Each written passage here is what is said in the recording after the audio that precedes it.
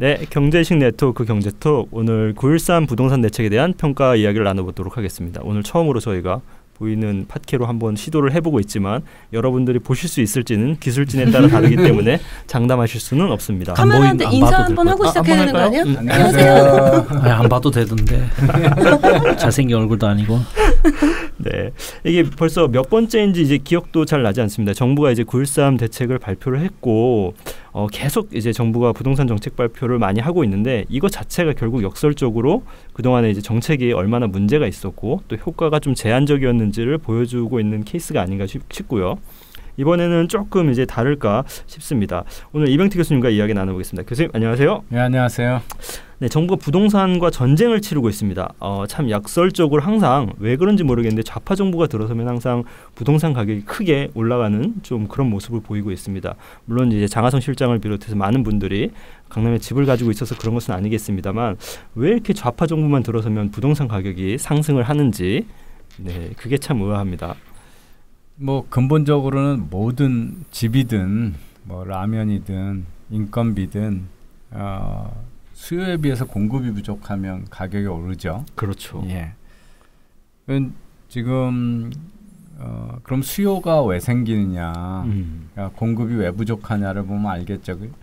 근데 이번 그 좌파 정부들은 늘 우리나라만 특히 그런 것 같은데 다른 나라에서는 이 공급을 공공부분 주택을 많이 지어서 공급을 늘리는 거를 사실은 좌파 정부들이 합니다.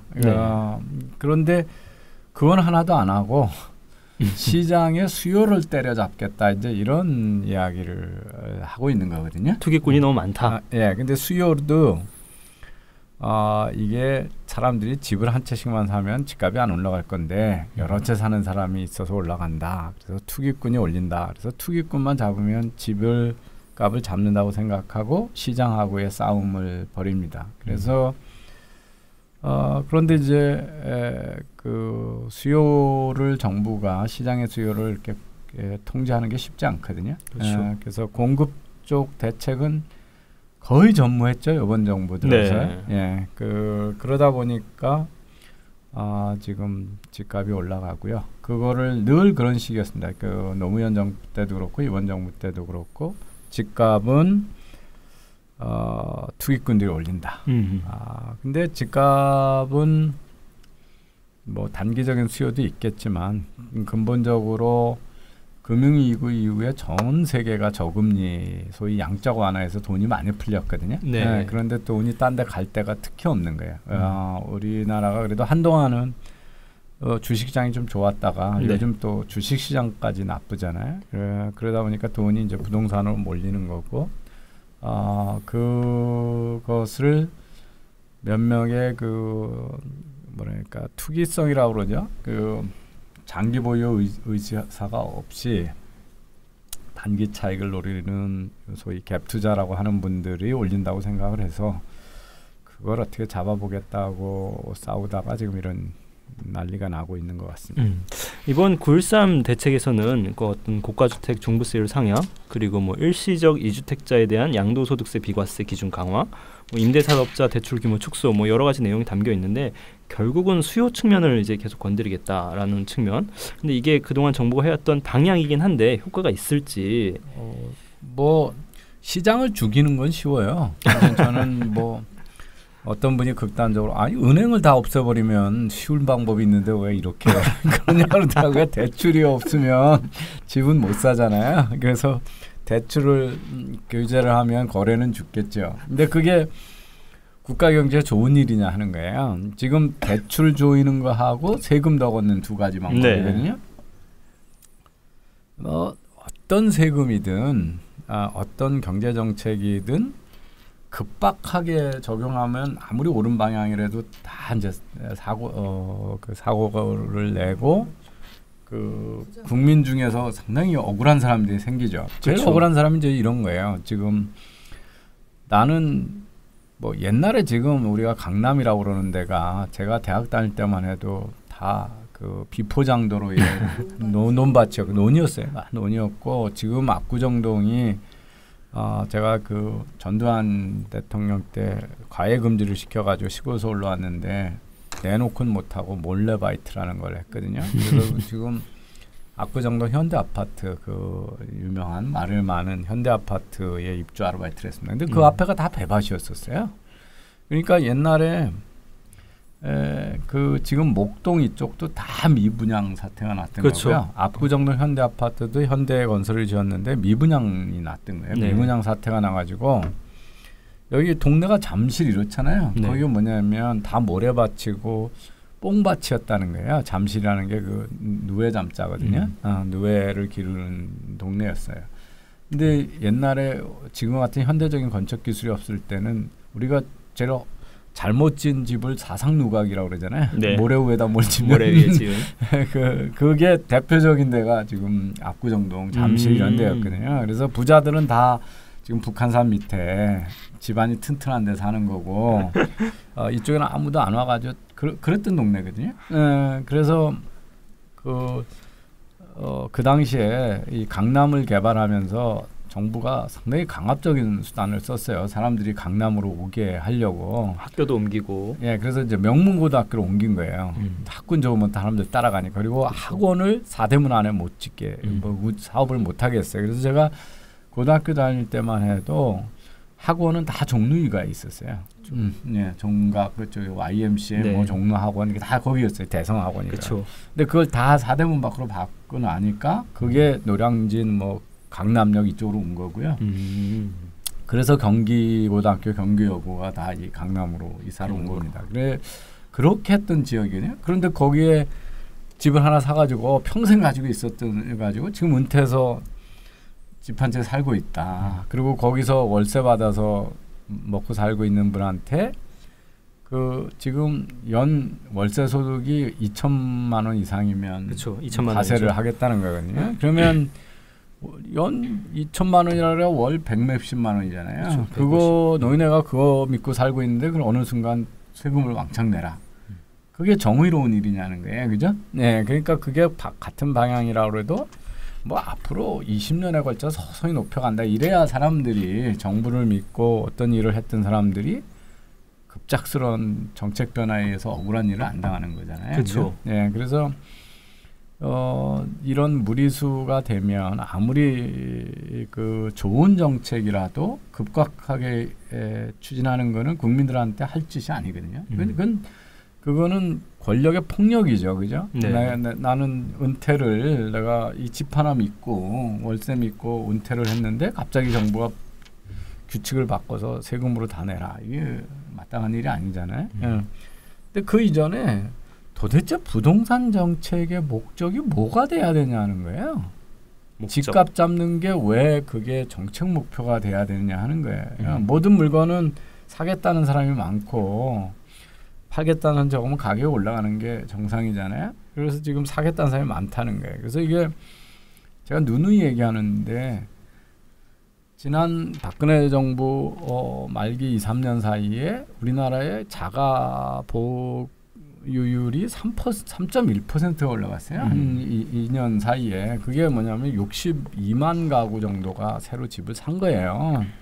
그러니까 그건 집 없던 사람이 집을 샀으니까 자가 보유율이 올라갔잖아요. 그런데 그렇죠. 그거 중에 그럼 도대체 62만 호 중 말고 다주택자가 산 집이 몇 %냐냐. 그 지난번에도 뭐 투기까지 다 올린다 그러는데 어떤 교수님이 잘 분석해 봤더니 강남 지역에서 다주택자가 산 거는 거래 전체 비율 중에 뭐 저기 5%도 안 된다고 그러거든요.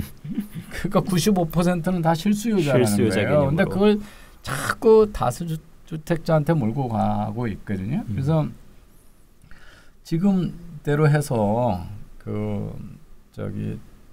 이 융자도 잘 안 해주고 뭐도 하고 그러면 젊은 사람들 어떻게 사냐는 거예요. 현금 있는 사람이 못 산다는 얘기잖아요. 방금 이제 그 말씀해주신 부분과 관련해서 사실은 이번에 금융정책도 동원이 되지 않았습니까? 뭐 2주택 이상 보유한 세대 같은 경우는 규제 지역 안에서 주택 신규 구입을 위한 주택담보대출도 아예 금지됐고 1주택 세대주도 이제 규제 지역 안에서 새 집을 사기 위해서는 이제 담보를 받아야 되는데 주택담보대출도 막히고 뭐 다른 측면에서 보면은 이런 게 아까 방금 말씀해주신 내 집 마련의 기회가 더 멀어지는 것 아니냐? 당연하죠.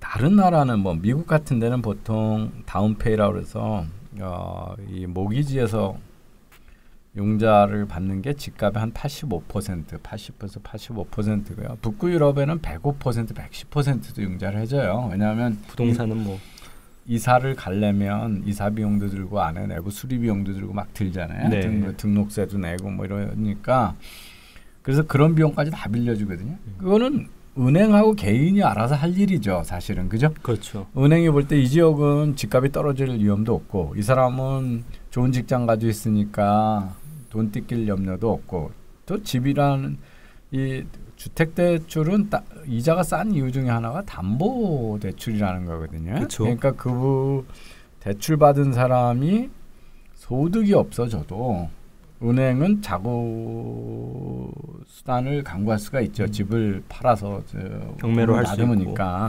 그래서 이자가 싼 거거든요. 그래서 대출 중에 제일 은행들이 하는 좋은 대출이 사실은 주택담보대출이죠. 쉽고 편한. 예, 자동차도 뭐 등록해서 담보대출하지만 자동차는 뭐 사고도 크게 낼 수 있고 그럼 자동차가 다 부서지니까 그건 뭐 잔존 가치가 없잖아요. 감가상각도 빠르고.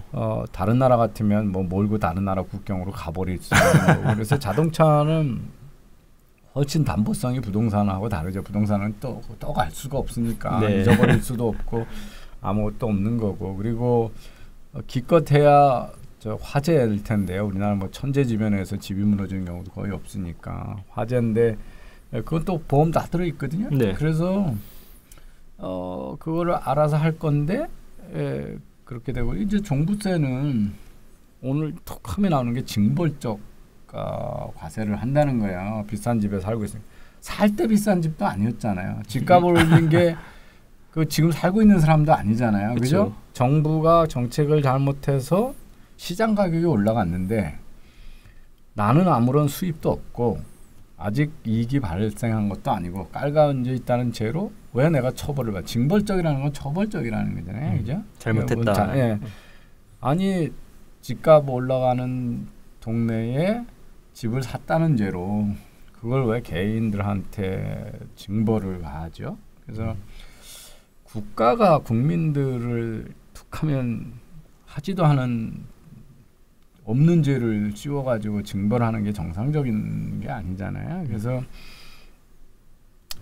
아니 그 집값 인구는 많고 살 수 있는 땅은 좁고 그러면 할 수 있는 방법이 집값이 너무 비싸면 정부가 그렇게 요즘처럼 돈이 많아서 생기지도 않은 일자리 54조 쓰느니 그러면 몇십 조씩 써가지고 공공주택 지어서 좀 싸고 공공주택 지어서 팔면 되잖아요. 공급하면 되잖아요. 네. 뭐 싱가포르 같은데 다 이렇게 부자들은 그 사적인 그 시장에서 주택을 마련하고 일반 중산층 이하 분들은 공공주택에서 살고 그렇게 됐거든요. 그래서 네. 그거 이전에 우리 좀 현실적일 될 필요가 있어요. 서울 같은 데는 서울이 한 100만 뭐 150만 살면 아주 쾌적한 도시라고 그러거든요. 면적으로 도시 공학을 하시는 분들 얘기가 그렇잖아요. 지금 그 시카고 같은 데 가면 서울보다 인구가 적은데 시카고가 동서로는 한 140km 정도 되거든요. 시카고 그 그레이터 시카고라고 그래가지고 외부 위성 도시까지 하면 시카고는 그리고 남북으로도 40km가 넘거든요. 예, 근데 뭐 우리는 이렇게 해봐야 한 20km 이렇게 돼요. 그러니까 거기로 그리고 시카고나 이런 중부 지역은 다 평지잖아요. 우리는 근데 그 안에도 그냥 산도 있고 강도 어마어마하게 크게 있고 그렇잖아요. 그러니까 그러면 현실적으로 우리가 홍콩이나 싱가포르처럼 살아야 되는 거예요. 그게 뭐냐면 아파트 50층, 60층 이런 게 이상하지 않게 초고밀도로 고밀도로 높이 올리는 수밖에 없는 거죠. 그래서 용적률 같은 것들, 그다음에 스카이라인을 어디까지 높일 건가 이런 거에 대한 판단이 있어야 되는 거죠. 네, 정부가 이제 계속 부동산 대책을 내놓고는 있지만 이제 뭐 그동안의 그 많은 선례들이 보여줬듯이 이게 과연 효과가 있을지 또 이제 의도하지 않게 이 피해가 실수요자나 일반 국민들에게 좀 돌아가는 측면이 있어서 그런 측면은 정말 좀 앞으로도 좀 조심해야 될 부분이 있다. 좀 이렇게 보여지네요. 저기 국민들이 다 아마 교훈을 여러 번 얻으셨을 거예요. 맞습니다. 정부의 부동산 대책이 하라는 대로 하면 큰 손해다. 무조건 반대로만 하면 돈을 벌 수 있다. 그러니까 지난해 집 팔으라 그랬을 때 판 사람, 안 산 사람은 아주 후회하는 거죠. 땅을 치고 후회하는 거죠. 그래서 그게 왜 그러냐면요. 정부는 공급은 사실은 지금 결정해도 그게 실현되는데 다음 정권에서 실현이 돼요. 그러니까 우리나라의 이 단임 정권의 이 초단기적 대응에 아주 근본적인 문제예요. 그러니까 사실은 이걸 중앙정부가 하면 안 되는 이유가 이런 거였어요. 서울시를 개발을 어떻게 하겠다는 마스터 플랜 같은 걸 도시별로 갖고 인구가 어떻게 변하고 가족관계가 변하니까 순차적으로 공급 수요를 어떻게 하겠다는 게 그 지역 단위로 좀 믿을 수 있는 장기적인 계획에서 추진해야지. 지난 몇 달 전에 지금 벌써 500일 집권한 정부가 이게 9번째인가 8번째 대책이거든요. 그러니까 쉽게 얘기하면 2달에 한 번씩 나왔다는 얘기예요. 지금 그 정책이요. 1년 지금 5월에 취임을 했으니까 1년하고 지금 3개월 아니에요. 그죠? 네. 그러니까 15개월에 9번째인가 지금 대책이 나온 거예요. 그러니까 그 뭐 한 달, 2달 만에 바꿀 수 있는 게 뭐가 있어요? 기껏 해봐야 대출 재겠다, 그 세금 어떻게 하겠다 이런 거잖아요. 그래서 근데 공급 쪽은 지금 얘기해도 아무도 안 믿죠. 그렇죠. 그린벨트 해제해서 뭐 하겠다고 또 그런 얘기가 나왔었죠. 그러다가 뭐 서울시는 또 반대한다고 뭐 한다고 그러니까 쑥 들어가 버렸어요. 그러니까 그렇게 공급에 대해서는 아무런 무슨 얘기를 해도 믿을 수가 없는 거죠. 왜냐하면 다음 정부에서 할 일이니까. 그러니까 수요 쪽만 계속 쬐는데 그 공급이 없는데 수요 쪽을 세금하고 저거로 규제로 대출 규제로만 하려고 그러면 이제 뭐 제가 좀 더 끔찍한 건 지금 일자리가 이렇게 파괴되고 있는데 경기가 축소가 되더라도 집값을 잡아야 되겠다. 부동산 요번에 모든 동지에서 잡겠다. 이거 어마어마한 지금 경기 위축을 가져오는 거거든요. 건설 안 생기죠. 부동산 업자, 도배하는 사람, 이사하는 사람, 인테리어 가게 다 지금 이제 손 빨고 있으란 얘기잖아요. 예, 그 금융도 마찬가지고. 그러니까 대출 줄면 은행 직원도 줄어야 되는 거거든요. 예, 그래서 국민들은 이거 따라하면 손해 보실 거예요.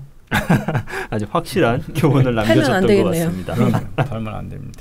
네, 오늘 이병태 교수님과 아직 저희가 할 얘기는 많지만 오늘 여기까지 9.13 대책에 대해서 간략히 이야기를 나눠봤습니다. 교수님 오늘 고맙습니다. 네, 고맙습니다.